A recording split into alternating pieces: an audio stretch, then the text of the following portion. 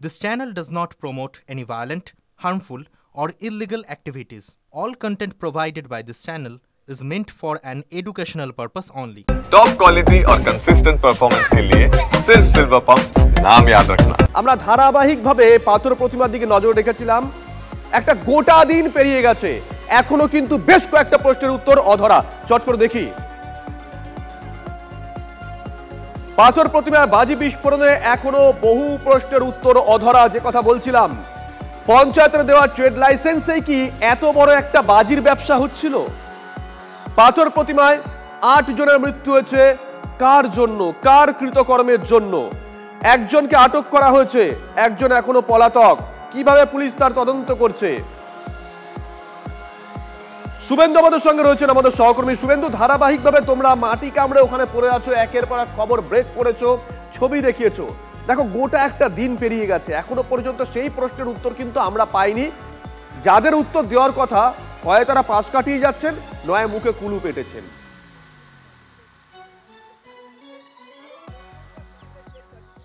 দেখো, তোমাকে জানিয়ে রাখবো যে গত সোমবার এই যে ঢোলাহাটের যে চন্দ্রকান্ত বণিকের যে বাড়িতে বাজি মজুদ ছিল, সেই মজুদের বিস্ফোরণের পর কিন্তু ৮ জনের মৃত্যু হয়েছে। গতকাল বিকেলে এর মধ্যে 7 জনের ময়নাতদন্ত হয় কাকদ্বীপ মহকুমা হাসপাতালে এবং একজনের হচ্ছে কলকাতাতে।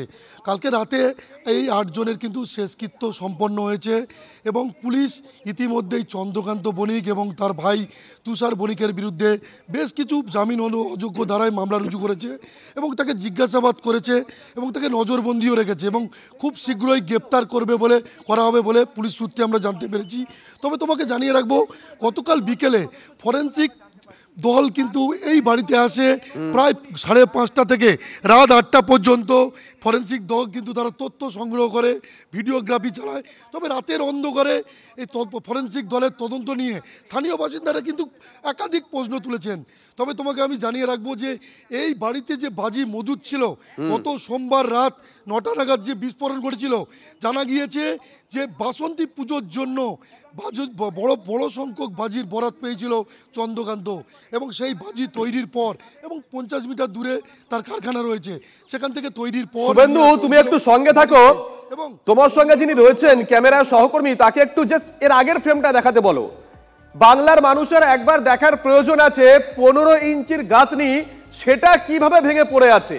দেখুন, সিঁড়ি হেলে গেছে, লোহার জানলা ভেঙে গেছে, কংক্রিটের ছাদ উড়ে গেছে। আর এরপরেই তো প্রশ্ন উঠছে যে এখানে কি শুধুমাত্র বাজি তৈরির জন্য মশলা মজুদ ছিল নাকি বোমা তৈরির মশলাও মজুদ ছিল? প্রশ্ন হচ্ছে, শুভেন্দু যদি একটু আশেপাশের এলাকাটা দেখানোর চেষ্টা করো, এখান থেকে ঢিলছোড়া দূরত্বে একের পর এক বাড়ি। একটা বাজির ব্যবসা করতে গেলে, লাইসেন্স নিতে গেলে সবার আগে সাইট প্ল্যানটা জমা দিতে হয়, যে আপনি কোথায় ব্যবসাটা করছেন সেই সাইট প্ল্যান কি জমা দেওয়া হয়েছিল? দেওয়া হয়ে থাকলে কি করে প্রশাসন অনুমতি দিল, লাইসেন্স দিল? নাকি যে প্রশ্ন আমরা তুলছি, সামান্য একটা ট্রেড লাইসেন্স নিয়েই ব্যবসা করছিল। দেখুন, ডিটেলটা দেখাচ্ছে শুভেন্দু। যেখানে দুর্ঘটনা ঘটেছে তার ঠিক ঢিলছোড়া দূরত্বে আরো একটা বাড়ি রয়েছে, তার পিছনে আরো একটা বাড়ি রয়েছে, মানে এটা হচ্ছে জনবসতিপূর্ণ এলাকা। শুভেন্দুর কাছে আবারও চলে যাব। শুভেন্দু, অনেকগুলো প্রশ্ন। একটা জনবসতিপূর্ণ এলাকায় এরকম কাজ হচ্ছে, কেউ জানতে পারলো না? যে নেতারা বারংবার বলেন কাজের মানুষ 12 মাস আপনাদের সঙ্গে থাকি, হাড়ির খবর রাখি, তারাও জানতে পারলো না? নাকি শস্যের মধ্যেই ভূত? দেখো, একেবারেই এই প্রশ্নটা কিন্তু তুলেছেন স্থানীয় বাসিন্দারা। তারা কিন্তু বারে বারে তারা এই অভিযোগটা তুলে আসছেন যে এই কারখানাটা চলছে গত 10 বছর ধরে। তারা কিন্তু একাধিকবার প্রতিবাদ জানিয়েছে। 2022 সালে গ্রেপ্তারও হয়েছিল এই চন্দ্রকান্ত, তারপর কিন্তু বেশ কিছুদিন বন্ধ ছিল। হঠাৎ করে গত 3 বছর ধরে চন্দ্রকান্তের কিন্তু ফুলে ফেপে ওঠা এবং এই বাড়িটা কিন্তু একেবারে কিন্তু তুমি নতুন দেখতে পাচ্ছ। কিছুদিন হয়তো বছরখানেক ধরে এই বাড়িটা কিন্তু সে তৈরি করেছিল, এখনও পর্যন্ত রং হয়নি। ফলে তার ফুলে ফেপে ওঠা কিন্তু এই গত 3 বছর ধরে। এবং এই যে অনুমতিপত্র, এই অনুমতিপত্র সে গত 3 বছর আগে পেয়েছিল, অর্থাৎ পঞ্চায়েত থেকে একটি মাত্র ট্রেড লাইসেন্স। বেশ, পঞ্চায়েত থেকে ট্রেড লাইসেন্স। একবার রাস্তার ছবিটা দেখাও তো শুভেন্দু, রাস্তার ছবিটা দেখি। বাড়ির যে রাস্তা, সেই রাস্তার ছবিটা একবার দেখাও। একেবারে এই রাস্তা কত ফুটের রাস্তা হবে শুভেন্দু? দেখতে পাচ্ছ যে রাস্তা, শুভেন্দু কত ফুটের রাস্তা হবে? একেবারে হচ্ছে খুব বেশি হলে খুব বেশি হলে 7 থেকে 8 ফুটের একটি রাস্তা, এবং 8 ফুটের রাস্তা মানে সে যদি শুভেন্দু সে যদি মানে পঞ্চায়েতের কাছে আবেদন করে যে বাজির ব্যবসা করবে, ধরে নিলাম সে আবেদন করেছিল, পঞ্চায়েত একটা ট্রেড লাইসেন্স দিয়েছিল বাজির ব্যবসা করার জন্য, পঞ্চায়েতই বা কি করে এই 8 ফুটের রাস্তায় দেয়? নিয়ম বলছে কমপক্ষে 16 ফুট থাকতে হবে। শুভেন্দু একেবারেই বাজি সংগঠনের কর্মকর্তারা গতকাল তারা এসেছিল, তারা কিন্তু এই অভিযোগটাই তুলেছিল, কি করে পঞ্চায়েত ট্রেড লাইসেন্স দিল বাজির এখানে বিক্রি করার জন্য, কিন্তু ম্যানুফ্যাকচারিং এবং প্রশাসন এবং তৃণমূলের নেতাদের মদতে কিন্তু অভিযোগ, এলাকার বাসিন্দাদের অভিযোগ যে গত 3 বছর ধরে সেখানে কিন্তু একদম বাড়ি থেকে 50 ফুট দূরে একটি কারখানা গড়ে তুলেছিল, ছোট্ট ঘর, কোনোটায় অ্যাডভেস্টারের ছাউনি, কোনোটায় ছাদ দেওয়া ঘর, এবং তার মধ্যে বিপুল পরিমাণের বারুদ ছিল এবং বাজি তৈরির সামগ্রী ছিল। তুমি বুঝতেই পারছো যে কত পরিমাণ বারুদ এবং বাজি মজুদ থাকলে বিস্ফোরণের জেরে এই 10 ইঞ্চি দেওয়াল ভেঙে ঠিকরে বাইরে বেরিয়ে আসতে পারে এবং বাড়ির সমস্ত সামগ্রী বাইরে এসে পড়তে পারে। তারপরে ফলে পরিষ্কার বোঝা যাচ্ছে যে প্রচুর পরিমাণের বাজি এবং বারুদ এবং তার সঙ্গে বিস্ফোরক সেই সমস্ত কিছু কিন্তু মজুদ ছিল।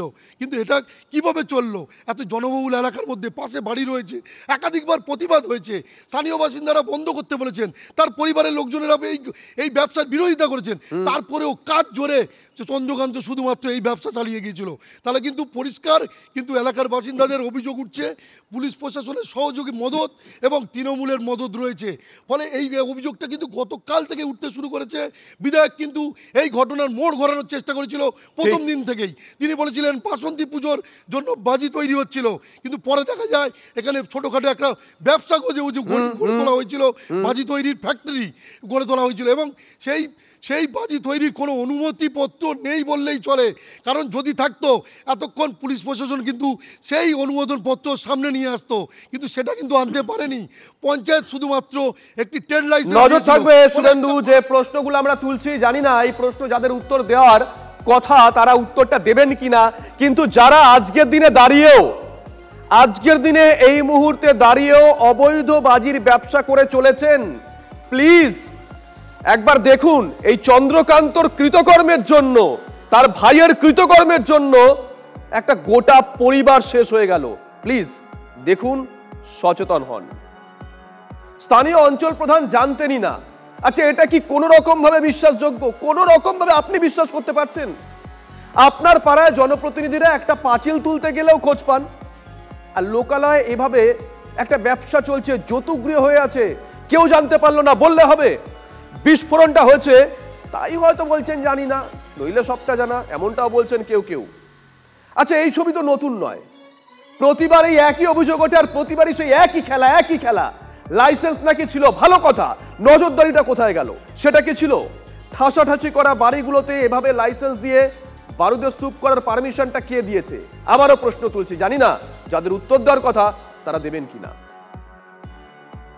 এতে লাইসেন্স আছে, এরা এখানে আতশবাজি তৈরি করে, কিছু মাল এদের বাড়ির ভিতরেই স্টক থাকে।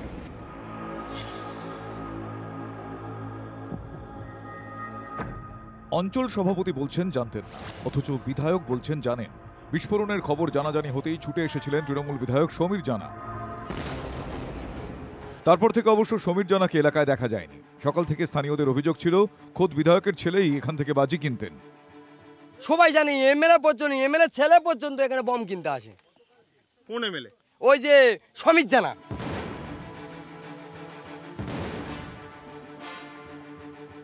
ওখানে তুরবি, অন্যান্য বোম, ছোট বোম, এগুলো তো যে কোনো এর থেকে কেনা বেচা করা যায়। যেহেতু ওখানে ওরা বিক্রি করে, যেহেতু এখানে আমার ছেলে কি আর অন্য কেউ পুজো পদ্ধতি যারা হয় তারা সেই ওখান থেকে সংগ্রহ করেছে। এটা তো আর নতুন করে কিছু বলার অপেক্ষা নেই। পাশাপাশি বাড়ি আর ঠাসাঠাসি বারুদ, প্রশাসন যদি না জানে সেটাও কি পুলিশ প্রশাসনের ব্যর্থতা নয়? এতগুলো মানুষের মৃত্যুর পর ক্ষোভে ফেটে পড়েন স্থানীয়রা। উঠে আসছে একের পর এক বিস্ফোরক অভিযোগ।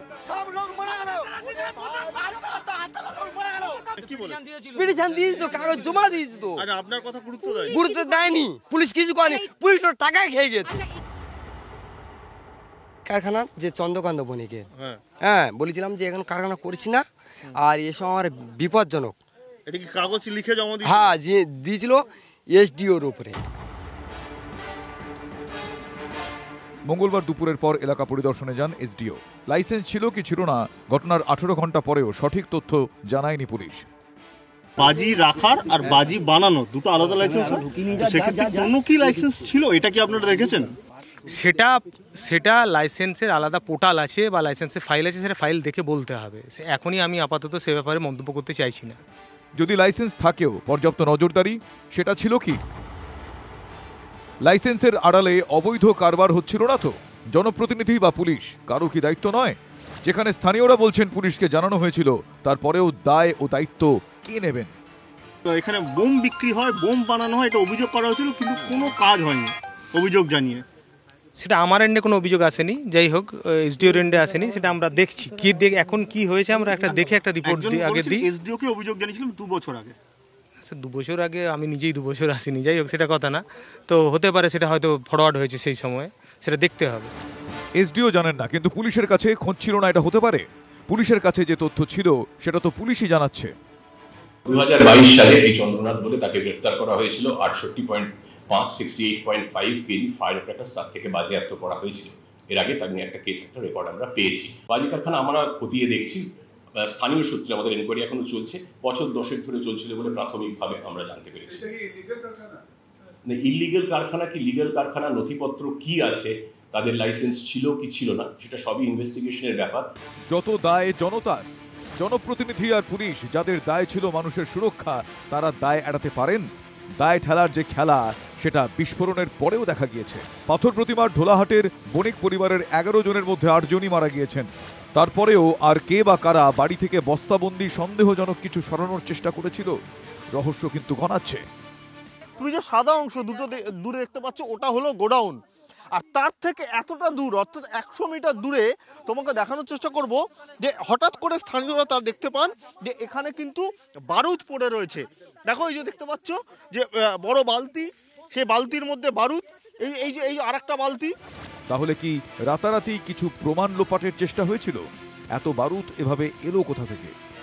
ছিল একটা দোকানদারি লাইসেন্স, এটাও সে পাওয়ার যোগ্য নয়, কারণ একটা দোকানদারি করবার জন্য লাইসেন্স পেতে গেলেও তাকে কিন্তু একটা 16 ফুটের রাস্তা দেখাতে হয়। এর 16 ফুটের রাস্তা ছিল না, 8 ফুটের রাস্তায় কিন্তু দমকল যেতে পারে না। সম্পূর্ণই বেআইনিভাবে প্রশাসনের একাংশকে সাথে নিয়ে এরা এই সমস্ত কাজগুলো করছে। বাজি তৈরি আর বাজি বিক্রি আলাদা লাইসেন্স। কি চলছিল ঢোলাহাটে? কোন খেলা চলছিল বণিক পরিবারের বাড়িতে? জানা যাবে আদৌ? Bureau report, TV9 Bangla.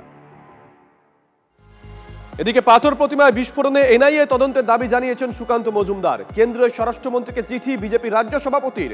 গুজরাটের বনসকাঠাতে বাজি কারখানায় বিস্ফোরণে মৃত্যু মিছিল, সেখানেও যেন এনআইএ যায়, পাল্টা তৃণমূলের।